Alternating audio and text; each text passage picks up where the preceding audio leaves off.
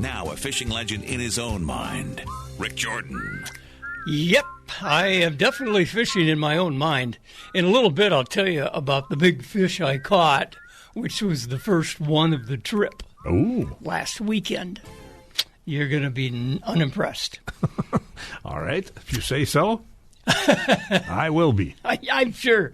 But first, we get to talk to some people that do impress, including Russ Francisco at Marine General. Good morning, Russ. Hello, man. How are you doing? Pretty good, pretty good. I really like the warmth that we're getting today by forecast. But what scares me is that 35-mile-an-hour wind, Dave. Well, 30 now, gusting to 30, 18 gusting to 30. Whew, that's a lot of wind, Russ. It is. It is. But it's that time of year. We're going into fall, which is, remember the November winds that we have and things like that. So it's that time of year. So yeah. We were fishing last weekend on a lake we've really never fished on, and we found that you hide behind an island, and everybody's there, and that happens to be where there's no fish. So you have to pick and choose where you hide from the wind. Yeah, it's tough when it gets windy, too, because the bait moves, the plankton, everything moves, so you don't know what to do, We fished with a fellow that brought something that I had never used before. It's an older Lowrance camera that he on a cable. You fish down into the water and look for fish. Are you selling a lot of those? We sell a lot of cameras. We still sell a fair amount of them, but LiveScope has really overrun that. And one of the reasons is, of course, cameras need enough. They got to be able to see, right? Light. They need light and things like that. And so it's sort of tough, especially in Arctic water around here. You get down, 5-6 feet. Winter's better, but this time of year when there's lots of turbidity in the water, it's tough to see with them. So LiveScope, because like ultrasound, it doesn't really require any light, and so that sort of took over, and that's the big run now. But we still sell cameras, and they're still useful, and we sell a bunch actually to people that are checking under docks for maintenance, and we sell a lot for people that are checking underneath big boats and stuff. They sell a lot of those down in Minneapolis now, so they in a lot of the big marinas there, so they can look if somebody hits the bottom, because they have a lot of rivers and a lot of shelves and things like that. Right. So they hit a lot of stuff down there. So instead of pulling the boat out of the water, they can look underneath and see if there's any actual damage that was done. So there's a lot of uses for cameras, but fishing-wise, LiveScope has taken over. There's no doubt about it. Yeah, and if you're fishing rivers, boy, the bottom changes from day to day. Oh, yeah. Yeah, you bet. Well, this fella, Steve, good buddy, Twin Cities by way of Lake Vermilion, he has loaned it to us. So we're going to give it a try this weekend on Island Lake. Again, you say pretty dark water. Yeah, dark water. But, if it's a bright and sunny day like today and if you're in the morning like this, you might be able to see down, maybe 10 feet, sometimes less, but you might be able to see at 10 feet. Well, you take a look. It's sort of fun. If nothing else, you can learn a lot with them. They're fun to watch, and if you happen to see some fish and you can see the reactions fish have, and it's a good time. I'm just urged by my wife to tell this story. We were on the Sand Lake up by Grand Rapids, north of Grand Rapids, and Stevie put his camera down. We weren't catching anything, not even a bite. So he puts that camera down, fishes the cord way down, nothing, hits the bottom, and he says, looks like a crappie down there. So I said, okay, I'll try it. So I let my line go down there, and I got them all tangled up. So we brought the stuff up as one mess of globular mess, and it was a sunfish about the size of a coffee cup. Really? Yeah, 52 feet down. Yep. Yeah, fish go everywhere. We think we know how they react, but we don't know much about fish. Not really. Well, I'm still shocked at that one. What's new? What's coming in the store that's fun now, Russ? Well, we're seeing new stuff every day. There's some new rods and reels, new lures, and that's sort of nice for ice fishing. Yeah. That'll be fun. We'll see some we'll see some, all the traditional electronics and things like that. We'll see some new stuff out of Lowrance here pretty quick. Good. It's really not geared for ice fishing; it's geared for summer. But we'll see that. We'll see a bunch of new Humminbird stuff. We probably won't see that till after the first of the year.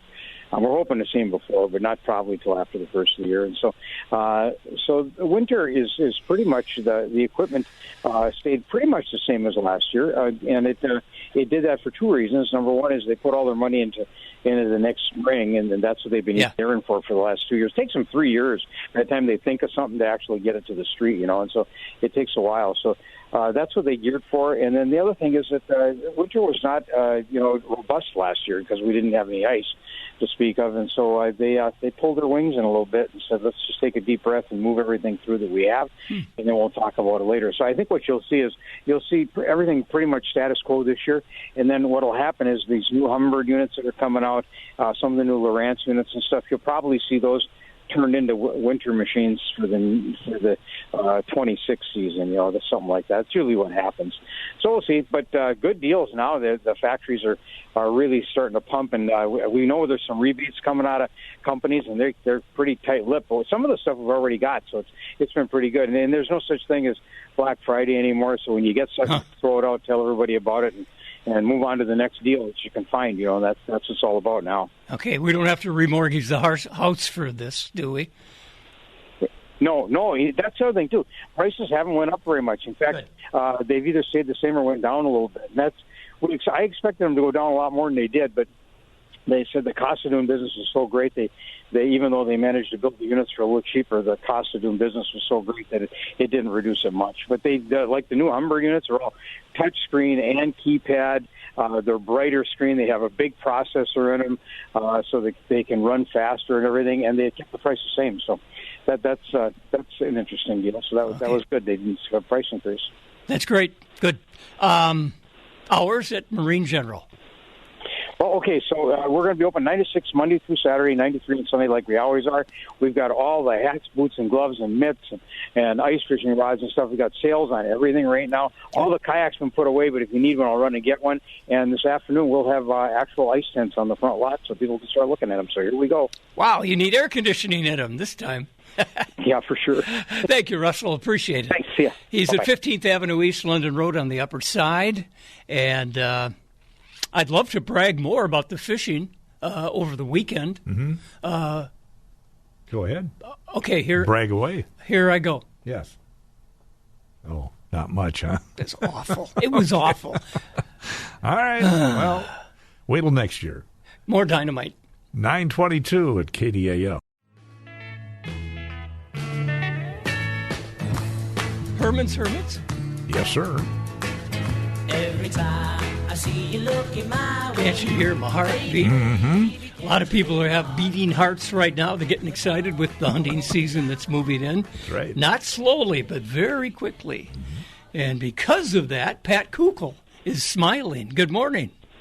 I am. Nice segue. I'm kind of dancing here. Atta girl. They are, though. The hunting season is upon us, and what a beautiful October we've had. Yeah. Holy moly. Yep, it sure has. And by the way, she is at Superior Shooter Supply. I am. And we've had this year, actually, is Ruger's 75th anniversary.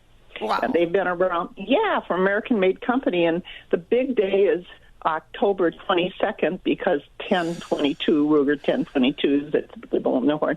We're getting some nice, so we got them in already, some kind of cool-looking red, white, and blue 1022s, and they're really kind of stand out. But, and my hat's off to Ruger, my hat's off to Savage, great American companies that have endured this long. And, I think that's something that to be proud of. They still make good products. I had heard that a lot of the companies are making the guns overseas, overseas, Europe. Well, there's a lot of Turkish imports. Yeah, that's it. Yeah. And Stevens, there's different, Savage. And actually, I'm not knocking them. They're good. They're usually, the shotguns have some gorgeous wood on them, but a lot of Turkish imports. that's interesting, and they're keeping the cost down over that. And of course, some of them, like Beretta and Benelli, they're made in Italy, and they've always been. Nothing against imported. It's just kind of cool that Ruger and I consider them bread and butter guns, and they're always. I've always admired the fact of how they operated and how they put their employees first. So, my hats off to them. Well, my first gun was J.C. Higgins. Oh yeah. Guess where my mom worked? Yes, we get those in yet. Oh, do you? Oh, and we always people have them trade. You can't get really parts for them, but they don't really need too many parts. Okay. Yeah, there aren't many parts, right? Yeah. They're still maintaining, but they're still around. The problem is with some of those older ones, like with the clip-fed shotguns, bolt-action, those old. Man, if you don't have a magazine, you're done. I've seen them online for like $150, and the gun is worth $75. So oh, wow! Yeah. But we're just having a great time, and we get people in with just problems, gun problems, and I always, we always try to help them. That's another thing, if there's everybody on my staff. If one person doesn't know it, then the other person usually does. Excellent. And yes, and we can, and that's black powder. We're seeing a lot of AR now, and sporting guns, reloading. We have it all, and hopefully, when you hit a day when you get. Everybody doesn't know everything, but somebody knows something, and the reloading is coming back too a little bit. We're be able to get a few more components, and I won't lie, the price makes my heart beat a little faster, and we're hoping that this is going to improve as the quantities improve. But people that reload love to reload. And they consider it a hobby more than anything else. My grandfather was a reloader, and then we're talking mid-50s here, and he would escort his grandchildren, boys, very sexist fellow that he was. I'm sorry, but he had more grand boys than grand girls. Anyway, it would always be at his cabin on a river in southern Missouri where he'd line up all the stuff. Here's what we do. We're going to do this, then this, then this. And it was, I really loved it. Yeah, reloading. Yeah, it is. It is. It's very interesting, I guess is the word. And it used to be, okay, you're saving a lot of money with shotgun. That's not so true. You can still save a little bit with rifle, and you can craft that in a particular caliber, the load that works for your rifle, and then, it's a thing of pride. So it still exists, that's for sure. But I'll tell you one thing that doesn't exist. I had to laugh a little bit when you said grandsons, because, right now, boy, it's the girls rule, and I'm so happy about that. That's what my wife says all the time. Yeah, they do, and we're selling a lot of firearms that way, too, and that's been true for quite a while, of course. At least they're being exposed to the experience. Well, hey, then the high school sports, there's skeet and some other things. Are girls allowed on the boys' teams then? Yeah, there's no such thing as girls and boys. No co-ed. What? It's high school. High school. Yeah, there's no. Yeah. Okay. So that's good. Well, then there's no. There's no. How can I say it? Sexism there. Sexism. Well, now, if that were the case, I would go out for it if the girls went out for it. Oh, yeah. Well, it's good, though. It's all good. It's so much better than it used to be. And it really is. And they're manufacturing shotguns and rifles to fit, the younger people. And the ammunition, some with low recoil for shotgun, but some rifle ammo with low recoil. And some of this has been going on for some years. Yep. So that's good. Well, a lot of these deer that we will be shooting soon, or other critters, I hope. Soon, will end up at Charleston's, because Johnny will clean them for you and stuff. But we have to get there first. How do we select? This is a tough question. How do we select a good hunting area? area? Yeah. I can't answer that question because if you're blessed enough to have private land, that's good. Yeah. Over here on our side of the bridge, there is a lot of public land here. You know, we've got the Chequamegon National Forest over here. There's a lot of public land. So if you go to, of course, now they have the maps on your phone, on your cell phone. I can't remember the app for that. That absolutely tells you everything. But there are the plat books also differentiate between public and private land. I can't think of that app because you got to pay for it. Excuse me for not knowing that. But there is one that absolutely tells you everything because, you know, everything is phone orientated now. Oh, it sure is. You bet. Yeah. And that's pretty good to have when you go out in the woods. Yeah, oh, absolutely. If you have a horrible sense of direction like I do, thank God my stand is just like 150 feet off. I'd Shouting still be distance. walking around there. All right, your hours at Superior Shooter Supply. We are open Monday through Friday, 9 to 6, and Saturday, 9 to 5. You're a lot of fun. Good information, too. Thank you, Pat Kunkel. See you later. Got to take a break. We'll be right back. The Fishing Frenzy with Rick Jordan.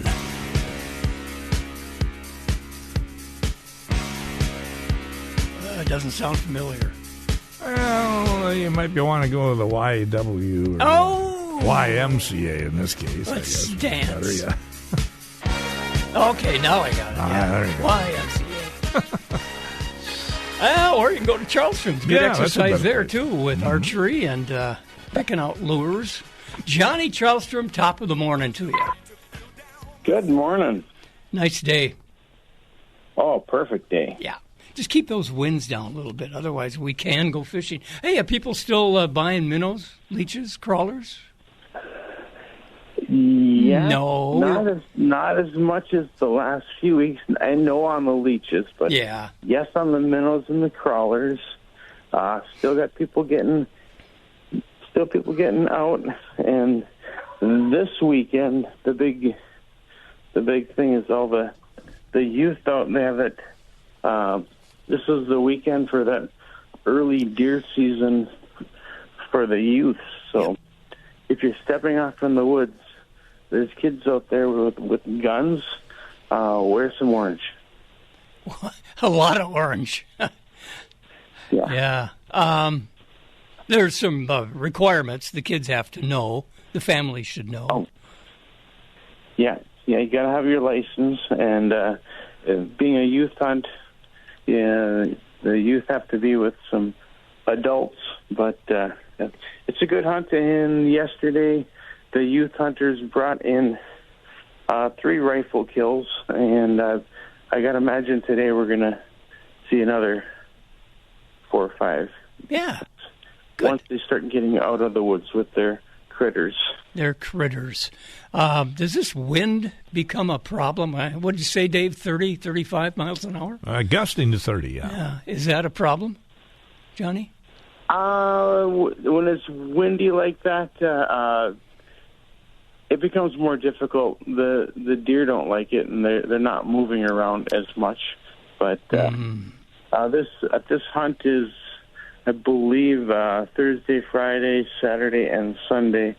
So when it does calm down, they'll probably start blasting. Yeah, I suppose there's a scent that humans exude, and the deer from a long distance will pick that up because of the winds.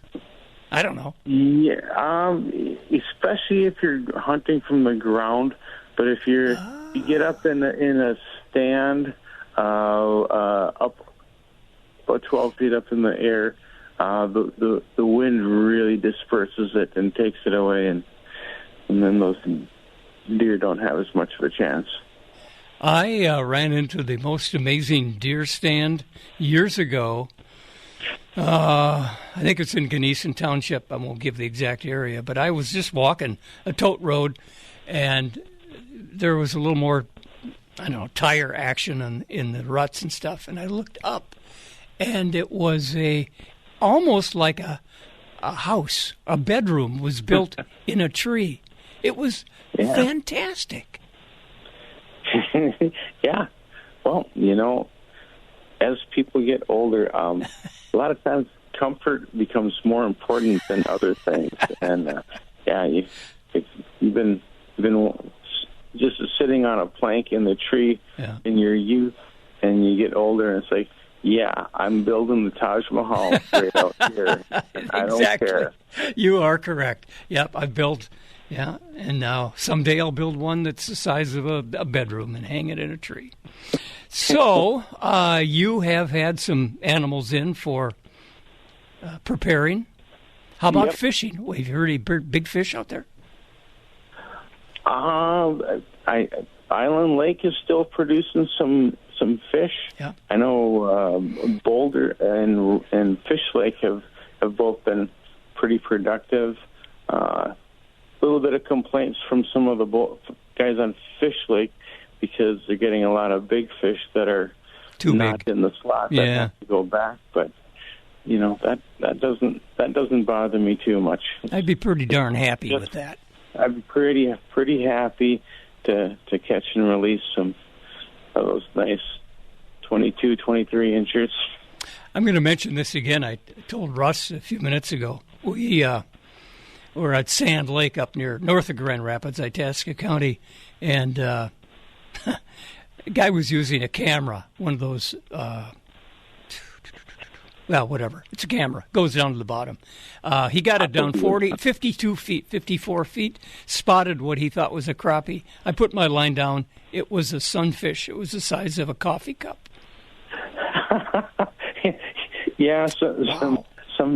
Sometimes you get some of those images you look at and it looks like a whale, and then like you say, no, that's just you're just looking at your bait. Yeah. No. It's a minnow.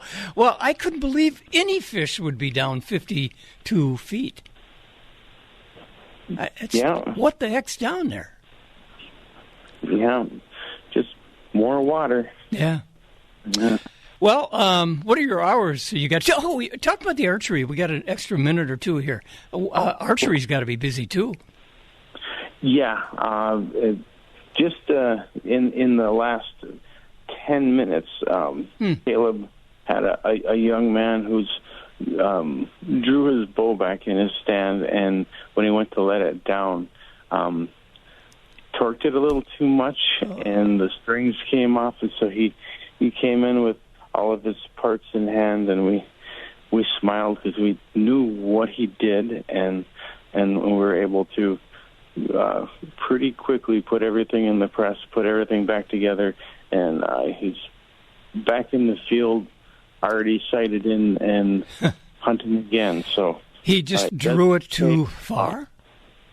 A lot of times when guys, they'll be in a stand and they'll want to practice drawing a few times before the deer steps in front of them, and you draw back, and then when you go to let it down, they try to be quiet and careful, and as they're doing it real slow, sometimes if you torque it too much with your hand as you're letting it down, the string catches the side of the cam and it kind of walks right off. So, I mean, when you're letting a bow down, you got to do it kind of super straight, and if you torque it too much, everything the strings come off, and then you need a bow press. You need us to put it back together. Well, now we know what you do in secret in the back room, then. Yeah. We are. You wreck it, and we'll put it back together. That's very good. Your hours now. Bait shop opens every morning at 6. Archery opens at 9. They close down together at 8 o'clock and 7 on Sundays. No leeches. Not till June. Okay, we'll wait. Johnny, thank you very much. Appreciate it. I'm not waiting until June. I'm going to get those leeches out in mid-May next year. And Dave, I'll bring a fish in for you. I'd rather have the fish than the leech. Thank you very much. Have you ever put a leech on a hook? Probably back in the day. Yeah. Okay. Yeah. I don't find them that bad.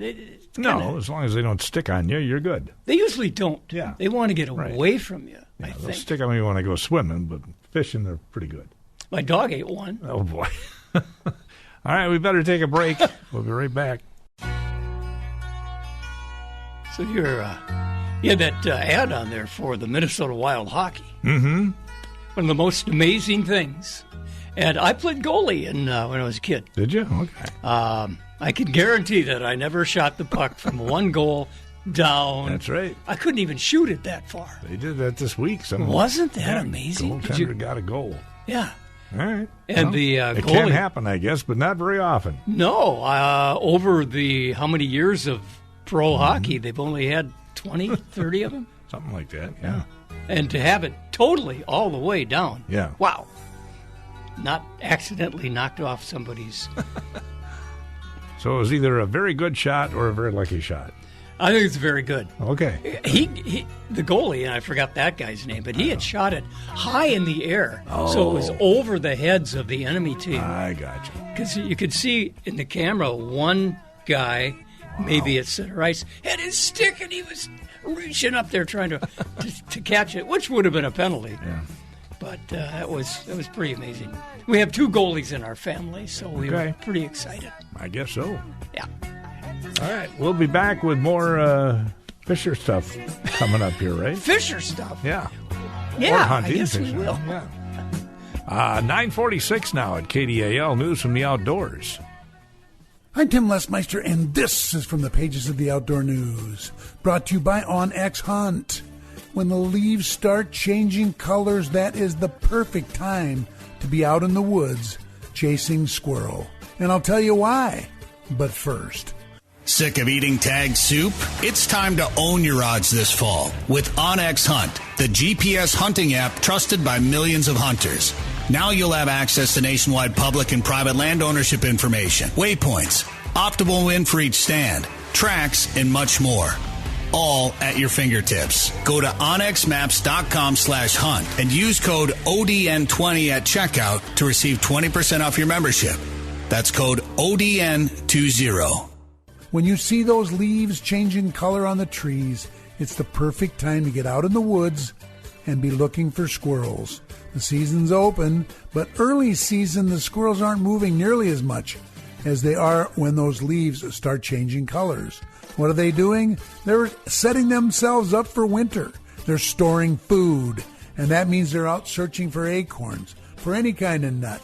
They're searching for something to eat that they can take somewhere and store so that when that winter gets long and cold, they can go back to it and they can have a nice big meal when everything else is covered up. So you're going to see a lot of squirrels moving around in the trees. You can walk through the woods and you can scare them up. And when they start to run from one tree to another, jump from branch to branch, you can take them out with a shotgun. I like using a 410. I have a single shot, and I think that's just plenty. Or you can sit under a tree and wait them out. I do that with a 22 that's got a scope. That's probably my favorite way to hunt squirrel, but just about anything works when they're on the move. This is from the pages of the Outdoor News. You're listening to The Fishing Frenzy with Rick Jordan.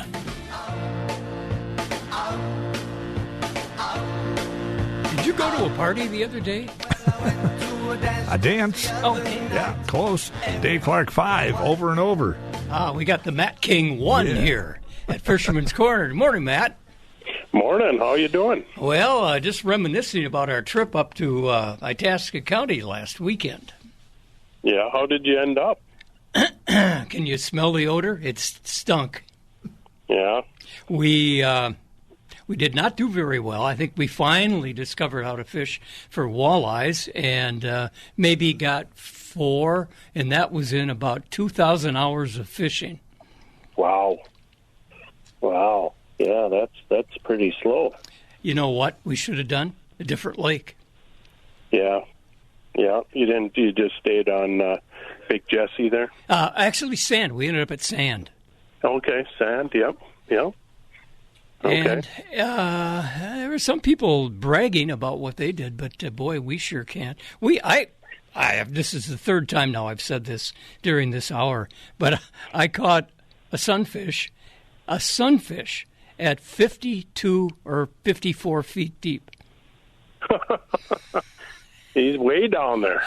Yeah, and you're asking, what's your bait doing that far down? It got tangled up in the camera that one of the guys was using, and it went all the way down. But no, we didn't do very well. It was very lovely weather, I'll say that. Right.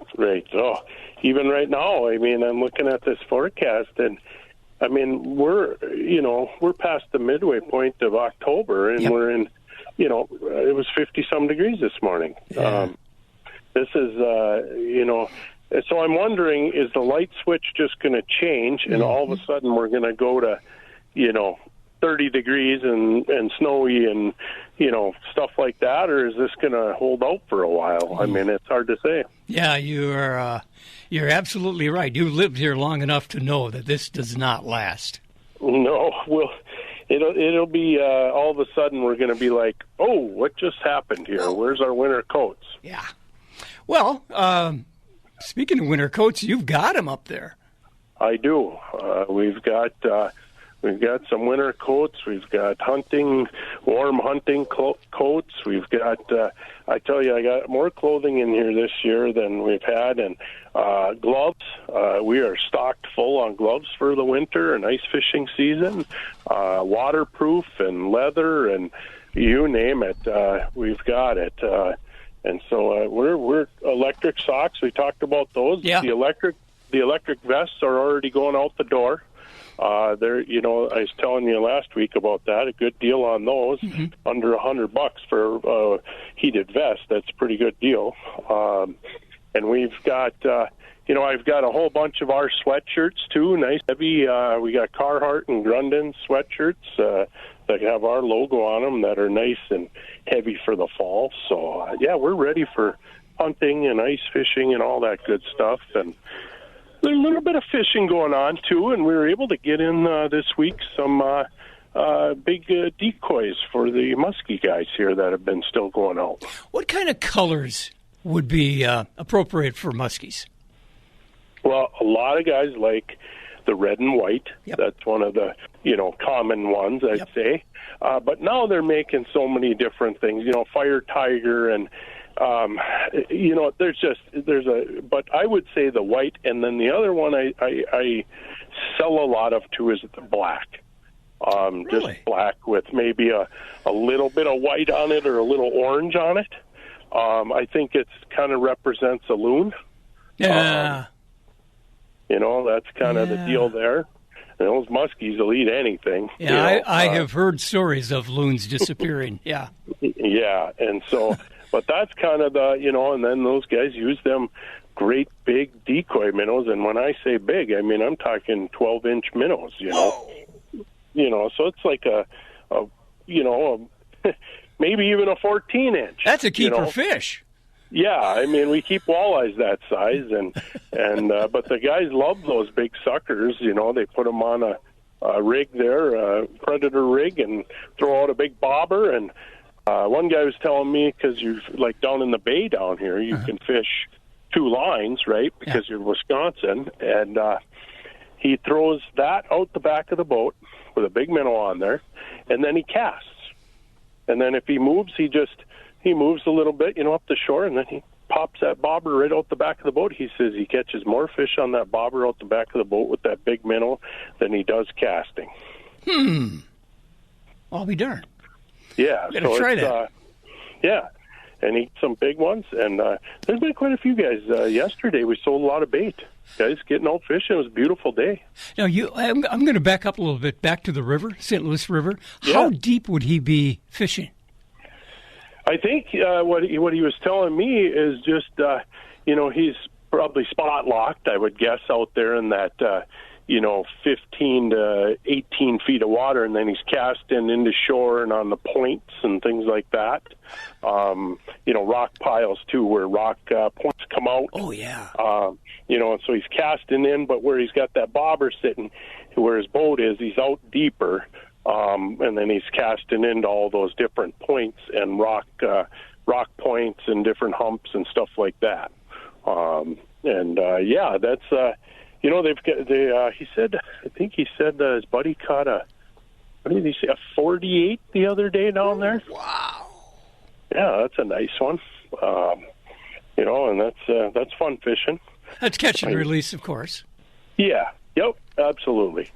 There's not a lot of muskie guys that keep those fish, even if they're over 56. Yeah, you take a picture, then you go have it reproduced. Yeah, they want, they're trying to preserve those fish, and those fish are really old, and they're trying to keep that whole, system going where they can keep catching those big fish. We got about a minute and a half here if you want to mention some of the good stuff you still have on sale. So this week we still got the firearms on sale, ammo's on sale 5% off, scopes are on sale, dog training, decoys, ground blinds, game cameras, footwear and waders are all 20%. All the Camel and Blaze is 20%. So we're stocked up. It's hunting season, and we're in full swing. And we still we got all our ice fishing stuff in too. So come on in and check that out. And we're stocked up. I mean, the stores is probably the most full since I've owned it. I can tell you that. Well, we drove by it the other day, headed north, and you had a pretty good crowd out in front. Yeah. So hopefully people keep supporting us, and we'll keep doing what we do for them. So you guys have a great weekend and enjoy the weather. Will do. Yeah, thanks, Matt King, Fisherman's Corner up by Pike Lake, Highway 53, crossing the Dairy Queen. Oh, it's right there. Easy to find. Easy parking too. All right. So fishing was not good for me, for us. So we figured out we did get that sunfish. So did you grill that up or? Did I grill it up? It was the size. I don't know. The fillet would have been the size of a Frito. Oh, okay. No, we did have a good time. I right. have to admit the weather was just lovely. It'd be calm for a while, just a little breeze. But I prefer a little more catching than sitting. Maybe next year. Maybe tomorrow. Right. Maybe this afternoon. There you go. Thanks, Dave. Just be careful. It'll be a little on the windy side, but upper 60s today. A little cooler tomorrow. Sunday will be the best day of the weekend with low 70s. And again, some brisk southwest winds. Heck with the Vikings. I'm going fishing.